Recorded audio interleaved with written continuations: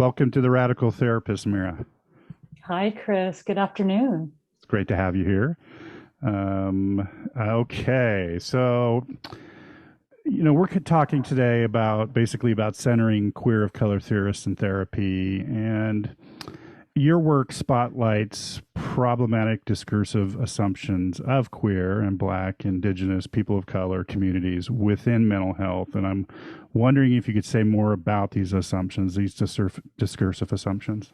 hmm Chris, my background is as a practitioner, long-standing practitioner, as a therapist, supervisor, educator, has really informed my research questions and my thinking in my dissertation, which is where I've come to really, really interrogate and examine these problematic assumptions. And what I know at the most basic level is that there's really not good information of what it means to be queer and BIPOC. First of all, you have to, like, a lot of it's really separated of either being racialized or being queer. It's really hard to find what the experiences, the impacts on mental health are when you sit in those communities together. That's the first piece. I think the other piece is that is missing is that we, because I identify as a queer person of color, is our very identities are considered risk factors, right? So to be queer or to be BIPOC, what is being taught is the risk factors of substance use, suicidality, isolation, anxiety, depression, etc.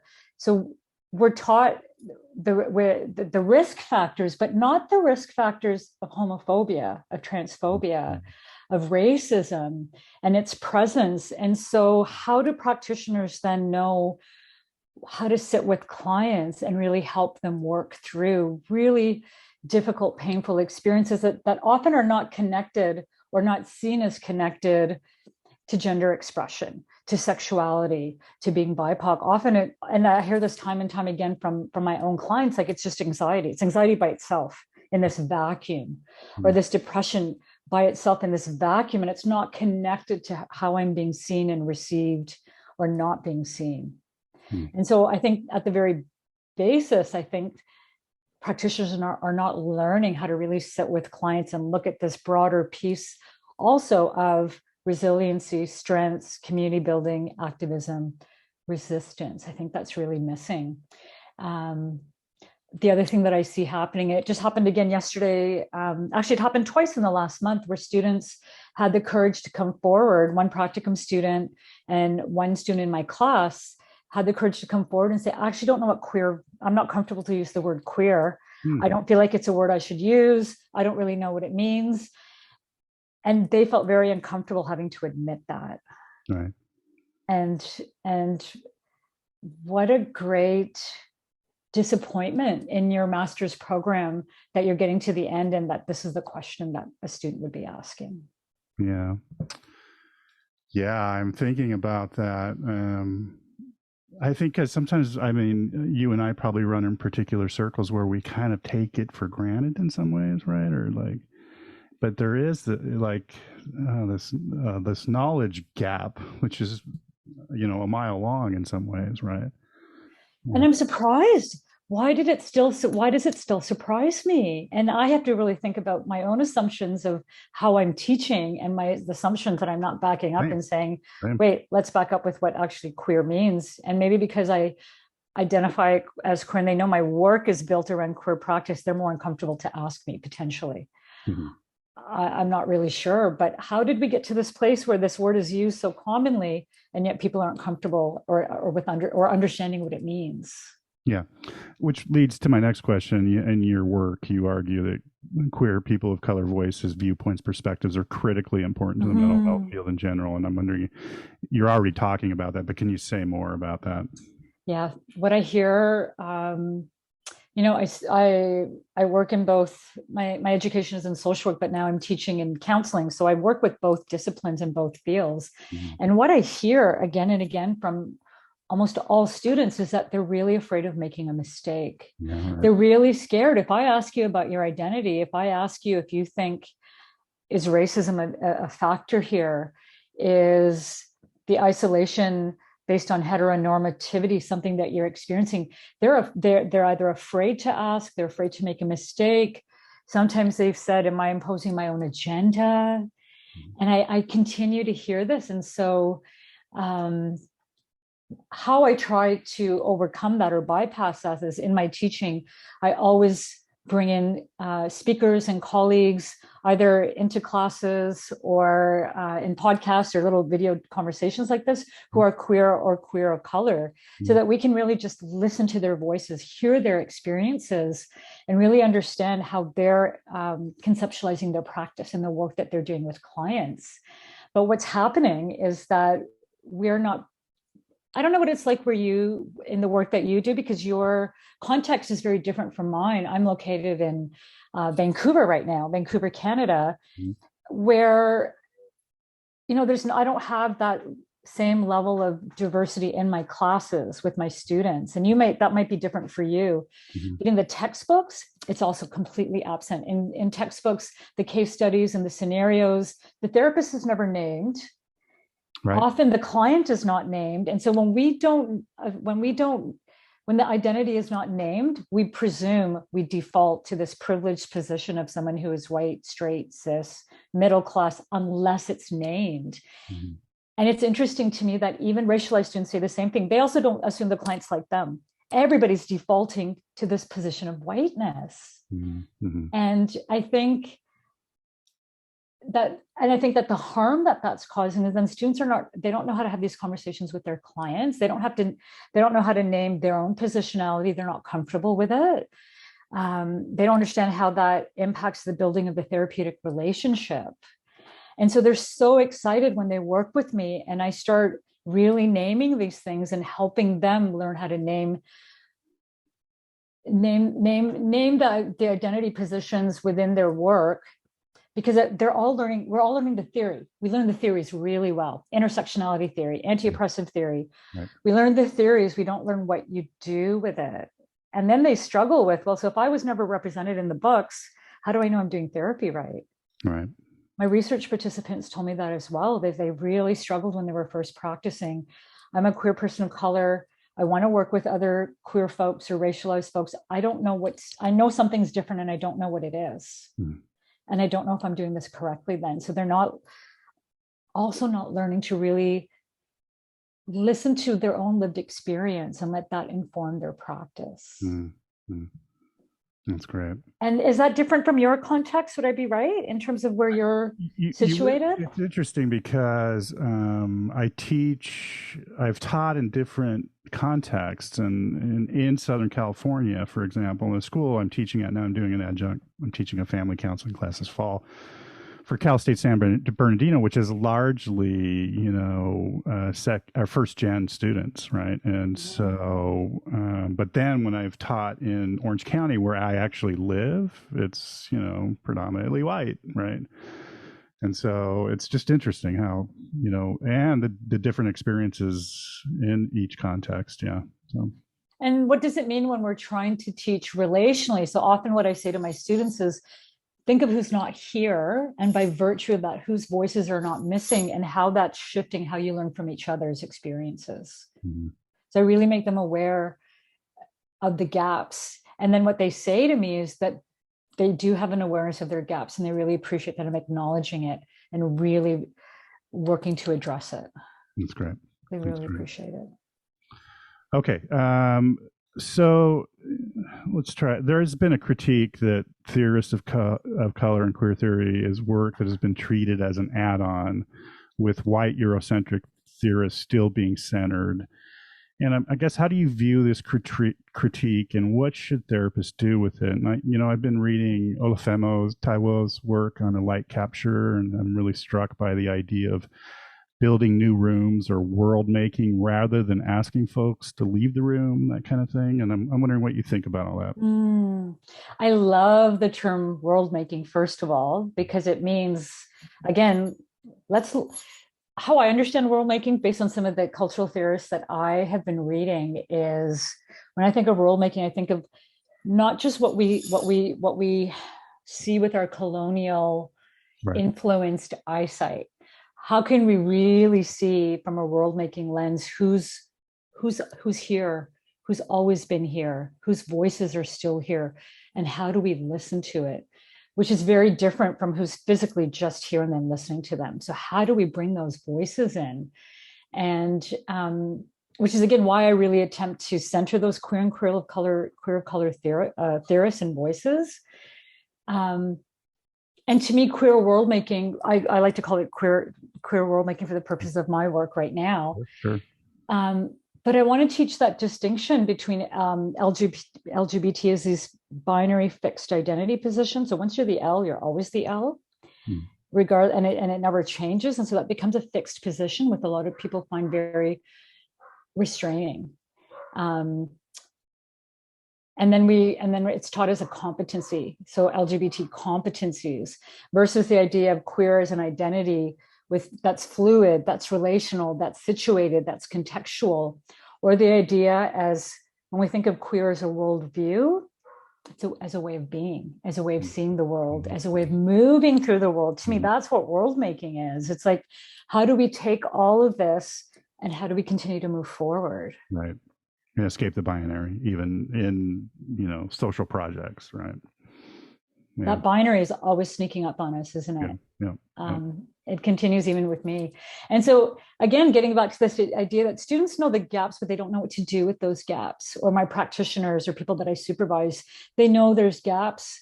And I believe for practitioners, but even for clients, the people that we're working with in mental health, there's an understanding that I want to say more, I just don't know how to say it.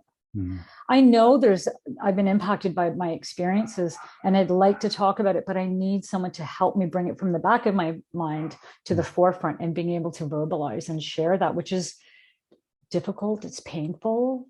It needs to be honored. It needs to be acknowledged, really treated with a lot of care.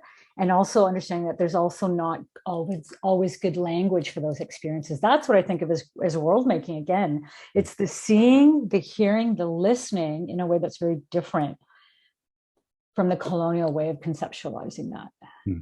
Is that how you think about world making? Yeah. You're reading something different. Yeah, no, I like the idea of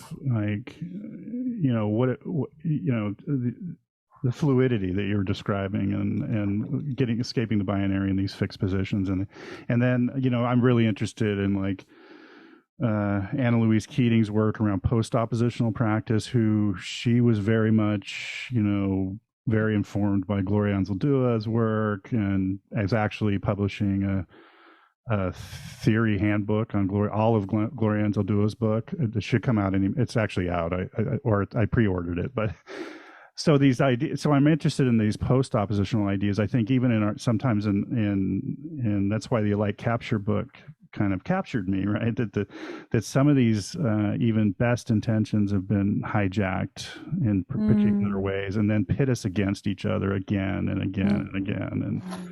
And so, yeah, I'm kind of interested in how do we escape that oppositionality, and and so I like that. That's important. The best intentions, how they've been hijacked. Yeah, right. But you're talking about colonization and decolonization, and that leads me to my next question, actually. And I'm wondering if you could say a bit about your view of decolonization. It's a word that's used quite a bit these days in many contexts, and how do you view the work of decolonization in therapy or counseling? Yeah. I think again, like a lot of identity models or frameworks, and I'll talk in a little bit about intersectionality and anti-oppressive work, but decolonization very similarly has become something that we're supposed to know and we're supposed to do. But what does that really mean? And as a practitioner, as an academic, I want to keep learning how to center the voices that are missing often, or that we've learned, and the difference between learning and taking and learning and honoring, and really thinking about how to then really interrogate our practice. I question myself often as a settler in Canada on Turtle Island, and what am I doing to ensure that I'm really showing up in a way that really honors those perspectives, not just because of how indigeneity has been so erased, but how to continually just interrogate our own practice and the colonial constructs of our work. And, I was recently invited to contribute a book chapter to a book. And when I found out that there was not anyone who was Indigenous that was represented, I turned it down because to me that didn't feel right. I'm really driven by Two-Spirit scholar Coley Driscoll. He wrote something that really, really touched me so much. He asked 3 questions. How can anything be decolonized while still on colonized land without actively addressing land redress, self-determination, and reconciliation with First Nations people? That's what we call them in Canada. How can a practice be decolonized without recognition and discussion of the influence of colonial ideologies, of scientific claims, of universalism, objectivity, and neutrality that is still present in counseling? How can we say we're decolonizing our practice if we're not confronting those very ideologies, which I see all the time, for example, in code of ethics and self-disclosure and boundaries? And how do we decolonize while colonization is continuing? So I really I feel the responsibility of those questions to constantly think about my practice and what I'm doing and how I'm speaking with others. That's how I think when I think about decolonization. I think it's something that we need to constantly be learning. That's great. Yeah. Okay. Your work is also interested, and you've spoken to this a little bit, but your work is also interested in the liminality of identities, and I'm wondering if you can say more about that. The beautiful place about my practice right now is how some things have just sort of fallen into place. I don't know if I would say random is the right word, but I was reading, I kept on seeing references. You mentioned Gloria Anzaldúa's work, Borderlands, particularly that book, and I kept on seeing reference to it, and it's not available electronically. So I want to read this work. I keep reading it, keep seeing it referenced. Last summer, I was at a friend's house in Toronto, and he had it on his shelf, and I started reading it.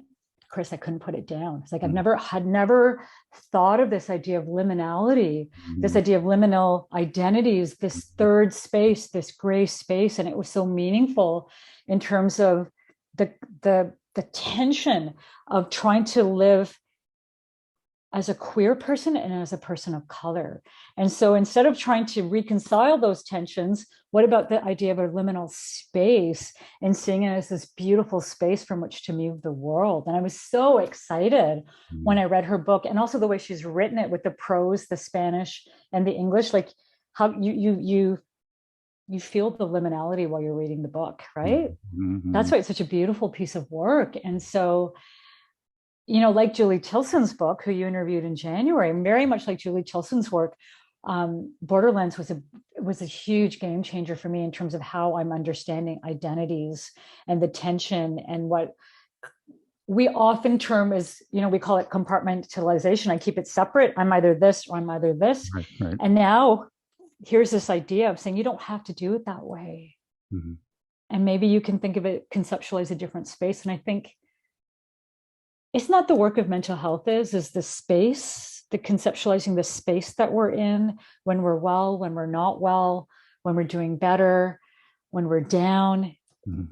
I think the work in mental health is about that space. And so this felt like a really beautiful parallel to something that I already understood about this space that can't always be named. And here she was naming it in this beautiful way. Yeah, and I think it, even as a white cis straight guy, the work affected me in a lot of the same way, and that idea of liminality, right? And how, especially in training folks, and how I think our field's culture wants to put us in a box too. Everybody kind of boxes, in certain ways. And so how can we escape that? And some of those, the liminal idea, I think it's so much of the work. I think I've gotten to the point I'm saying, that what is therapy other than, walking together through liminal space with folks, right? And that's kind of where I'm at with it right now. Yeah. And Gloria Anzaldúa is like a great guide for that kind of work, right? Absolutely. Just beautiful. Just beautiful. It was so exciting. But I just loved that I happened upon the book. Mm-hmm. And then he said, please take it with you. So I read it on the plane all the way back to It's Vancouver and beautiful. I couldn't put Yeah. it down. I couldn't Yeah. put it down. I was so excited. Yeah. All Yeah. right. Yeah, all right. Yeah. So we talked about that. What about you write about this is interesting. You write about expansive intersectionality, and I'm wondering if you could say more about that. Right. So again, intersectionality is something that we learn theoretically. Intersectionality at its most basic definition is the way different identities come together and how we sit with those identities. But again, what do you then do with that? So I've learned this theory. I learned it in school. We've talked about power. We've talked about privilege. We've talked about multiple social locations. And then what? So the idea of expansive intersectionality, in all my research, I finally found one resource by two queer practitioners who were sharing the idea of expansive intersectionality. They were talking about working with couples. Mm-hmm. And then they demonstrated in the article how, when I'm working with this couple, this is what the couple's talking about. And this is how I may over-identify with one over the other. How might that show up in counseling? Like, it's very practical. It really walks the practitioner through. This is what we want you to do. It's not just who they are, it's who you are with them in this intersectional space. Mm-hmm. And so I was really excited by that, mm-hmm. that idea, and then it can use that to teach actually how to practice intersectionality. So that's one way of thinking about expansive intersectionality. And then the second piece was self of therapist. Mm-hmm. And in this particular article, which I found in the Addison and Coulthart article, Dee-Watt Jones talked about how she again practically walked through how you do this, how you name who you are in the relationship with the client. So she says very practical things like wait till a third session. Don't start it in the beginning. Wait till a third session. Sometimes it's easier to have certain kinds of conversations than others. Sometimes it's harder to talk with clients about the fact that they make two to three times more money than you do as a practitioner. So there's a big class difference between the two of you. How do you broach that conversation versus talking about the client whose income is far lower than yours? So she gives very practical tips about how you talk about this, how you talk about the neighborhoods that people live in, marginalized neighborhoods, privileged neighborhoods. And it's just who is that again? Because I know people are going to ask me. Dee-Watt Jones. Dee-Watt Jones. Okay, Dee-Watt Jones. Yeah. Okay. Who I found from reading Addison and Coulthart's work around intersectionality, and then Dee-Watt Jones was referenced in it. And so, how do you do it? So these practitioners are telling us how to actually do it, and I think that's again what doesn't happen enough in a lot of programs and in practice. I mean, so often in clinical supervision, in case conferences, the entire focus is on the client. The client is this, the client is this, the client did this, the client's problem is this, I don't know how to solve this. And everything is on the client. Mm-hmm. And if we step back and try to be really, truly relationally intersectional, the questions that we should be asking are very, very different. And these are some of the questions that I really push when I see students doing this. I do this a lot. Mm-hmm. So now I just have them follow this template that they have to use before they present a client. And so some of the questions that they have to really think about and answer in their, before we get to the transcript is, how do I describe the relationship with this client? What do I bring to this session? How did I build this relationship? Where did I get stuck and why? Mm-hmm. Is there anything I wish I had addressed? Anything I could do differently? What relationships are represented here that represent other relationships in the client's lives? Mm. But I have to really push them because they're so, just like in counseling, where narrative therapy teaches us not to be problem saturated, problem focused. Mm-hmm. This is my way of really pushing them not to be client focused. You can't just talk about the client because you're in that room with the client. Right. That's great. Yeah. And you brought up narrative therapy, and that was my next question, because I know you're drawn to narrative therapy. I'm wondering if you could share a little bit of what attracted you to narrative therapy. Yeah, and again, like Borderlands, it was one of these accidental, beautiful, maybe not that accidental, beautiful things that happened. I was looking, after being a social worker for decades, I was asked to do some supervision in a nonprofit, in a queer nonprofit with a counseling program. And so I'm supervising therapists and quickly realizing, I need to really learn a little bit more about being a supervisor. Oh, and then maybe being a therapist. Okay, I need to learn a modality. I've joined a practice. I'm still not comfortable. What's my modality? What am I drawing on? And I'm looking around for something to take. And here's this 3-day intensive training. It's affordable. The timing is right. The location is right. And it happened to be narrative therapy. And I had no idea what it was. I had no idea, Chris. And so it started on Friday with, what is this? Why is everyone so excited? Like, they were just so excited to be there. What is going on? By Sunday, I was hooked. I was hooked. It's the anti-pathology stance, the anti-problem focus stance, the meaning making, the learnings. One of my particularly favorite ways of practicing narrative therapy with clients is helping the client learn from themselves, trusting the client's own wisdom and knowledge, and that they've gone through crisis before. What can we learn from that crisis that could help now? Who supported you before? Why are you isolated now? Why are you not telling anybody? It's just such the stance is what I love. It's not a do step 1 to step 5. It's what's your stance. Yeah, right.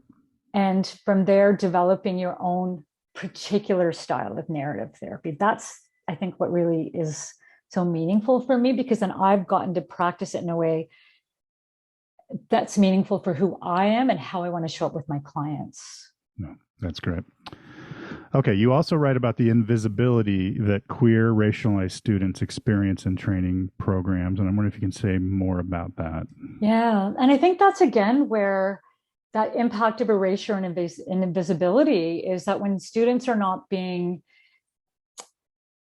seen in their textbooks, they're not seen in who their faculty is or who their instructor is. Studies are still telling us, when I started teaching over 10 years ago, even now, studies are still showing that the difference it makes to have a queer educator or a queer professor, and how queerness is more centered in the teaching as compared to when that's not there. So there's still this big gap. There's a really big gap, I think, in working with queerness, and particularly queer color identities. Students are just not getting to really learn that they do have lived experience that they can bring, and that they can use in the gaps that they're seeing in the work, that maybe it means that they have something that they can bring. And so how do we highlight their voices, their knowledge? I call it cultural knowledge. How can we really think about what their cultural knowledge is, what they know, and how to help them see that can be meaningful in their work? And to me, that's also about working relationally, like, right? And I think to work with our own community is what I know, and what my study participants had told me, is that there's this joy, like when we get to show up as our full selves with our clients, and we don't have to pretend to be something we're not. When they already know we're queer, there's no issue of disclosure, so-called self-disclosure. We get to be ourselves. There's this joy we feel. We're showing up fully, and the client gets to show up fully. And it's also messy. It's also complicated. Working within small communities, you have to, and this is what Julie Telsom teaches around queering practice and queer relational ethics, takes a different intentionality to allow us to work in the way that we want to with our small community, but also then doesn't mean that we have to hide, that we don't go to social events. We can't go to sport. We can't join a sports team because our clients will be there. I was at a Afro queer event for Vancouver Pride last weekend, and 3 colleagues were there, and the 3 of them said a lot of our clients were here, so they only spoke to each other. How do we not do that? Right. How do I as a practitioner get to be fully in community, because it's just as important for me as it is for my clients? The one other piece I would add to that is how painful it is to work with clients who experience racial injustice, homophobia, transphobia, heteronormativity, cisnormativity, and that can be very difficult. And so, do we prepare students for that reality? And do they know how to discuss this in supervision? Because it's very difficult. And what practitioners say is, I wasn't prepared. I'm a Black woman and I wanted to work with my community, and it's far more challenging than I thought. And my education didn't prepare me for that. Yeah. Yeah. Okay. Which leads me maybe to my next question. You write about expanding anti-oppressive and affirming practices in training programs. I mean, could you say more about that? Yeah, absolutely. So again, anti-oppressive practice is something that, in terms of my education in Canada, is very centered in social work programs, undergraduate and graduate programs.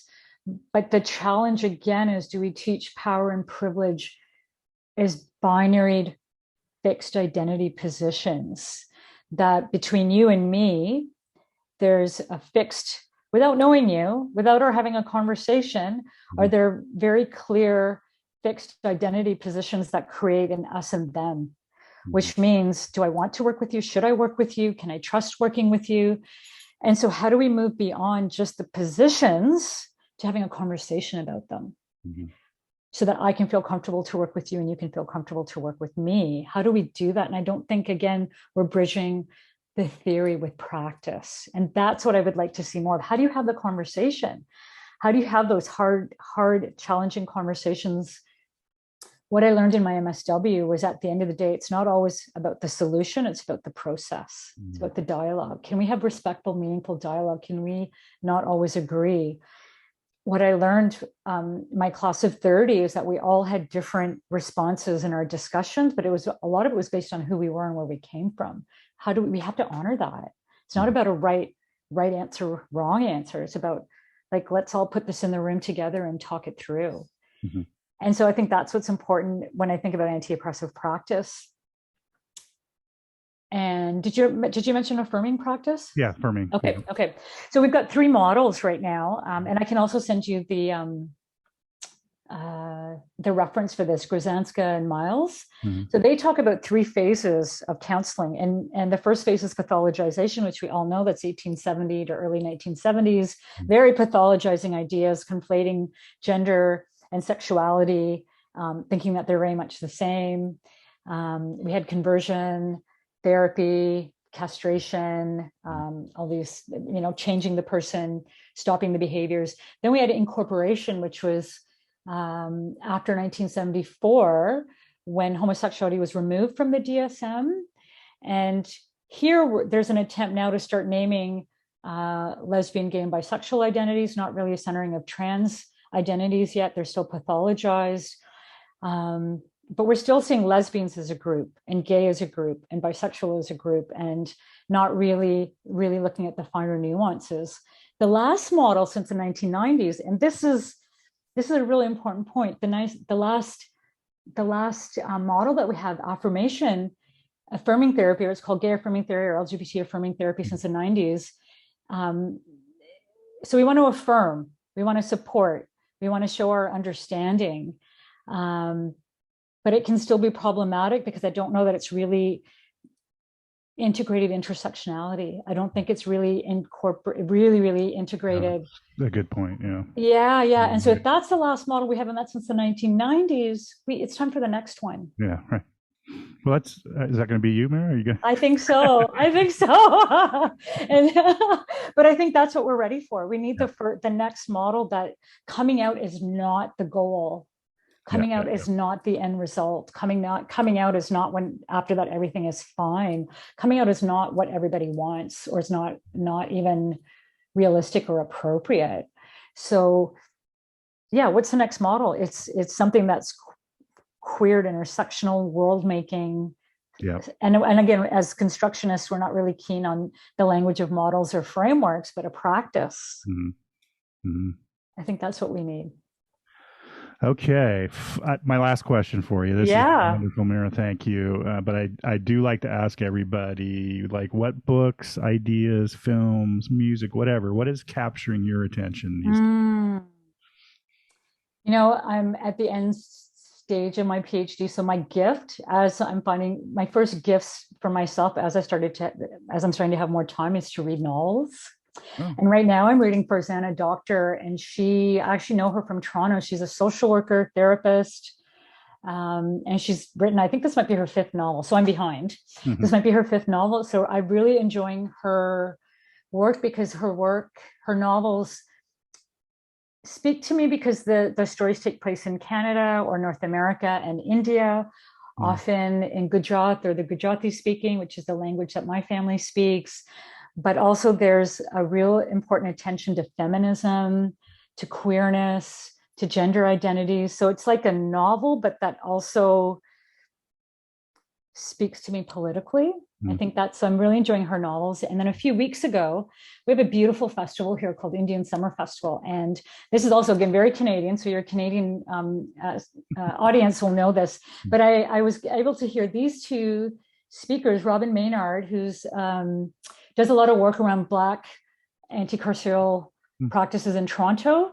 And Leanne Betasama Simpson is an Indigenous scholar.